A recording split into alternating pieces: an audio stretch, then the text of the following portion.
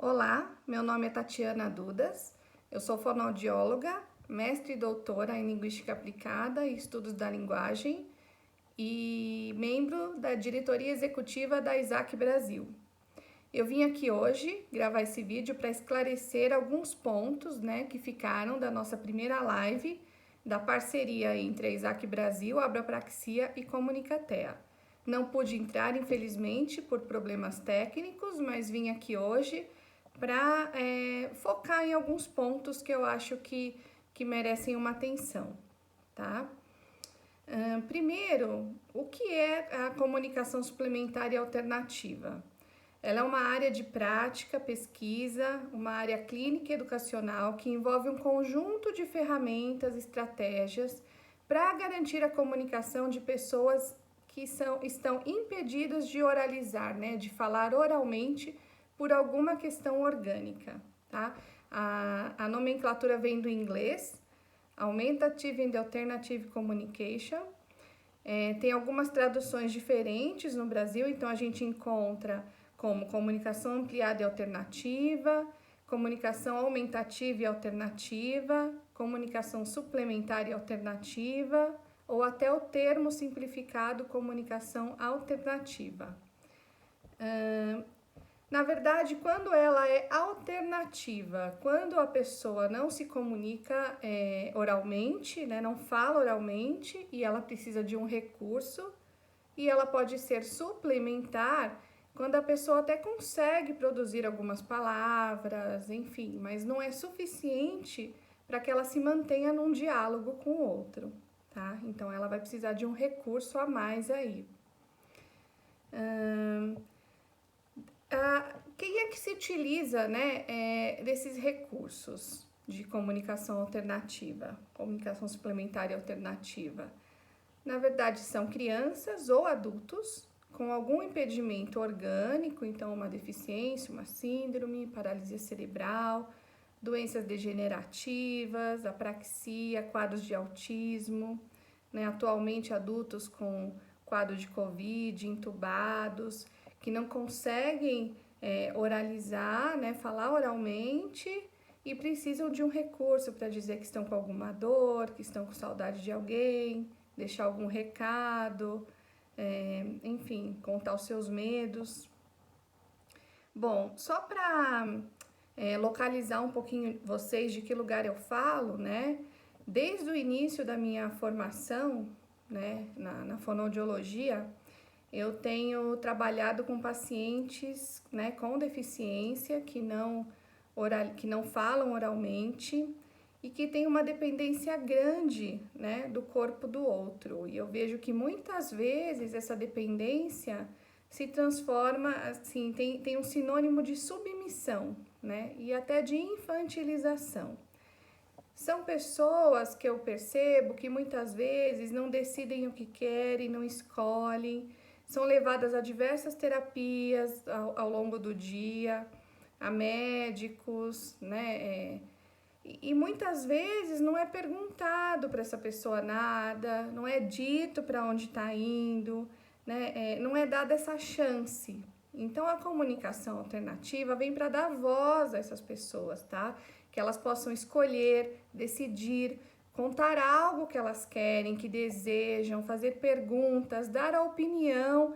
E não só quero ir ao banheiro, estou com sede, com calor. Não, dar opinião, fazer uma pergunta, não ficar só como respondedor, Então, é sair da condição de só ser falado pelo outro para a condição de sujeito falante. É uma mudança de posição na linguagem que a comunicação alternativa vai permitir, tá? Então, a gente sabe que desde o início, quando a criança nasce, ela é muito interpretada pelo outro, Pela mãe, pelo pai. Então, a criança sorri, a criança faz algum movimento, E os pais, a mãe que tá ali, amamentando, tá mais com ela. Ah, você tá sorrindo pra mamãe, Você gostou que eu balancei, que eu cantei essa música. Então, a criança é inserida na ordem da linguagem, E aí a gente tem que pensar, mas e quando essa fala não se presentifica e a criança tem uma questão orgânica? A família começa a perceber um atraso de fala, um atraso no corpo para andar, uma dificuldade motor em alguns casos, né, não em todos. E aí, o que começa a acontecer, né? A gente percebe que muitas vezes essas crianças começam, né, numa rotina de consultas de médicos, que começam a falar tudo sobre essa criança, né, sabendo mais da criança do que a própria família, né? Aliás, tudo que ela não faz ou que ela não vai fazer, não vai falar, não vai andar, né, nos casos, né, mais graves. Talvez fale, mas fale pouco, é preciso terapia disso, terapia daquilo, procure tal método. E aí, o que pode acontecer? Essa criança, né, que já tá ali com uma dificuldade motora para brincar, né, para ter um laço com o outro, acaba prejudicando ainda mais, né, por uma série de atendimentos, né, o que se sabe sobre a criança muitas vezes é o diagnóstico médico, é tudo que ela realmente não consegue fazer ou não vai fazer, além dela não falar oralmente. E não falar oralmente, né, traz uma invisibilidade, é um mecanismo de exclusão, ele é um sintoma na fala, traz sofrimento. Lembrando que não falar oralmente não significa não ter linguagem, tá? A fala é apenas uma modalidade. A criança pode falar de outras maneiras, né? Ela pode falar por meio do olhar, ela pode falar pelo sorriso, então é preciso interpretar. A gente sabe que crianças com alterações motoras, né, mais severas vão ter atividades de rotina muito difíceis de serem executadas sem ajuda. Então, crianças que precisam de ajuda para escovar dente, para comer, para trocar fralda, para tudo, muitas vezes. Né? E adultos também, que muitas vezes estão nessa posição, né, de dependência. E aí, muitas vezes, essas pessoas, né, além de serem infantilizadas, não é dada a chance de escolha, a chance de dizer nada, né? São excluídas mesmo de tudo, né? Das atividades, né? De poder escolher o que quer, se está gostando ou não daquilo. Então, mesmo, né, essa não interpretação não pode acontecer na clínica, em casa, na escola, nos ambientes que aquela pessoa frequenta, né?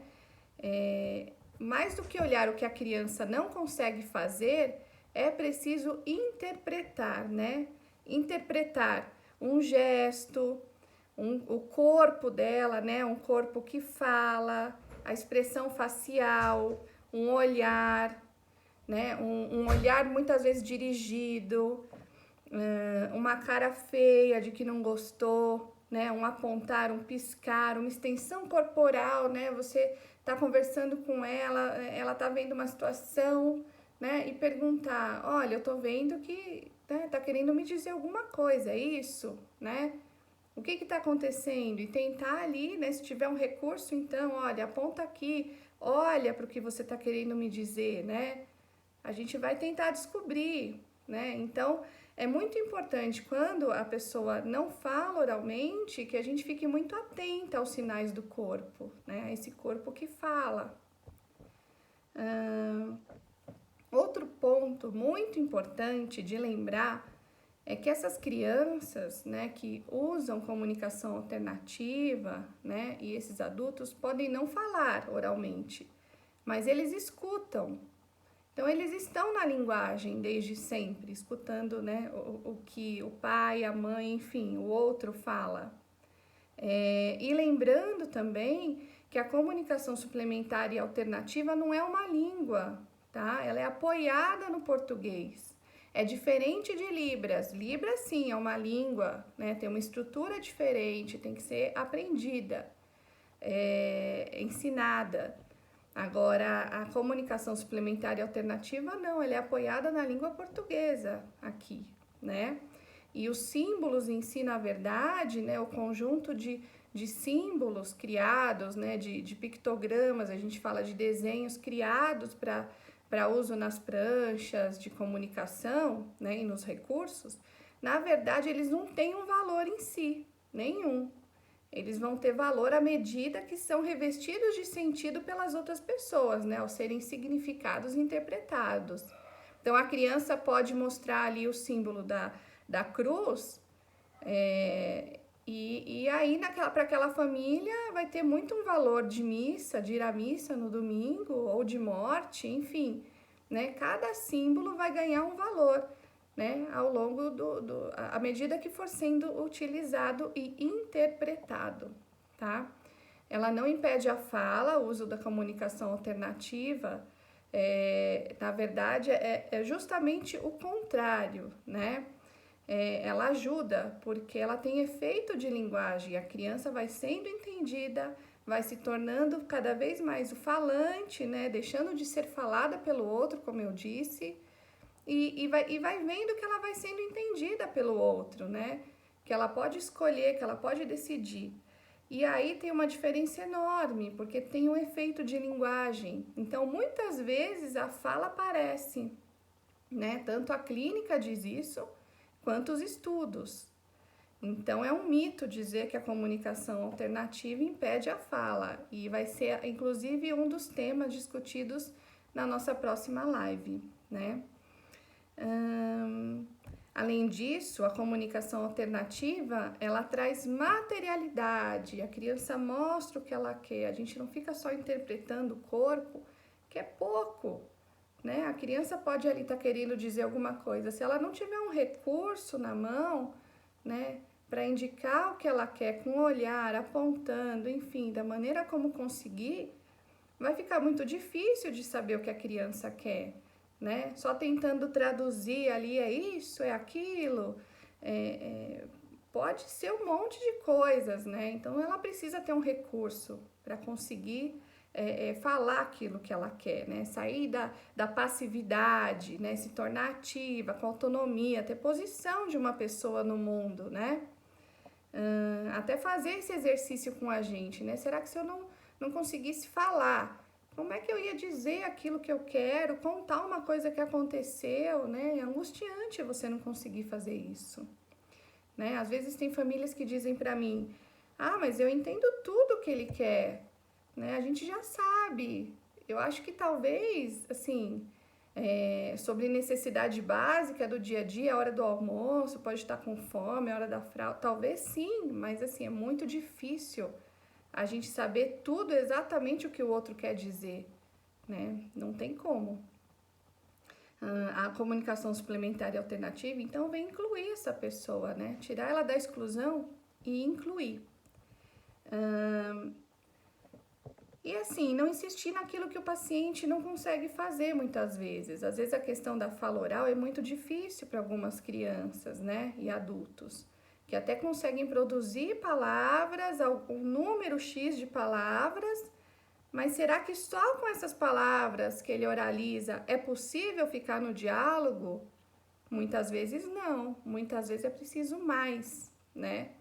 Para que consiga se comunicar. Lembrando, cada caminho vai ser individual, não tem nada pronto. Hoje em dia a gente sabe que é muito fácil conseguir recurso, é muito fácil imprimir da internet, é muito fácil de se conseguir.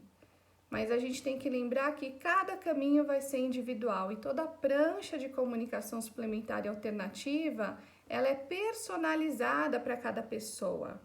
Então, é preciso avaliar questões motoras, se ela vai apontar, se ela não consegue apontar, se ela vai olhar, como é que ela vai olhar, fazer essa varredura, ela vai piscar depois para dizer que é aquele símbolo, vai fazer sim com o dedo, né? Vai olhar para o lado para falar que não. Enfim, é preciso definir isso e é preciso uma equipe para ajudar nisso tudo. Então, terapeuta ocupacional, fisioterapeuta e principalmente o fonoaudiólogo, né, que é primordial, né, que esteja na equipe, porque é o profissional habilitado na área da linguagem, né? Mas é preciso avaliar, além da questão motora, tem a questão visual. A criança, como é a visão dela? É preciso símbolo maior? Não. Como é a dinâmica familiar? Né? É preciso que a pessoa também participe dessa decisão. Ela, a família, né, os terapeutas envolvidos, é um trabalho interdisciplinar, né? E não há um método superior a outro. A gente sabe que hoje em dia tem muitos métodos, né? É PECS, é o POD, que é um método mais robusto. E aí as famílias ficam muito perdidas, né? O que é o melhor para o meu filho? Né? Qual método será que eu sigo? E, na verdade, não tem um método superior a outro, é preciso avaliar, o foco é no sujeito, né? A gente tem que pensar que, em primeiro lugar, está a pessoa, o que vai ser o melhor para aquela pessoa, né? Com aquela família, com a dinâmica familiar que ela tem, com as questões motoras e visuais, enfim, é um conjunto de coisas que a gente tem que avaliar. E mais do que isso, né? Avaliar também a questão da linguagem. Enquanto fonoaudióloga, eu realizo uma avaliação de linguagem mesmo na ausência de fala oral, né? Então, mesmo que a fala não esteja presente, eu realizo uma avaliação de linguagem, né? Porque não é só entregar o recurso, a gente tem que fazer um trabalho de linguagem com algumas crianças, né? Mais importante do que entregar um recurso é a mão que opera, né? Como é que eu vou usar? É preciso tempo, né? Uso, interpretar aquilo que a criança está mostrando, o que ela está apontando, né? Dizer que você entendeu, ou se não entendeu, né? Achar um caminho. Convocar a pessoa a falar, mesmo que não oralmente, mas num cruzamento entre corpo, símbolos, escrita, gestos, restos de fala. Posso ter uma prancha de alfabeto, né? Uma prancha que eu digo é uma superfície com alguns símbolos, fotos, né? Imagens, símbolos. Existem alguns criados especificamente para esse fim, né? Então, temos bibliotecas enormes hoje em dia de símbolos, algumas pagas, outras não, né? Como o Arasaki, por exemplo, é uma biblioteca de símbolos não paga, né? E você tem ali várias imagens, né? Com o nome em cima, que você vai colocar numa superfície. Então, pode ser de baixa tecnologia, numa superfície de papel, numa pasta, num caderno, ou, né, de alta tecnologia, um iPad, um tablet, enfim, né? Um recurso mais tecnológico, um rastreador ocular, um vocalizador onde você grava mensagens e a criança aperta e o programa fala. Existem muitos recursos, mas a gente tem que pensar que diferentes são as maneiras de não falar e diferentes serão as direções de tratamento e de manejo clínico. Tá? Não tem idade para começar a usar, desde pequena, se a gente sabe que pode vir aí um impedimento de fala oral, tem que começar, né? Não pode esperar. A gente já tem que começar desde sempre, porque ela não impede a fala, como eu disse, muito pelo contrário. Então, eu espero aqui ter podido responder a algumas questões que ficaram, né? Estou à disposição para outros esclarecimentos.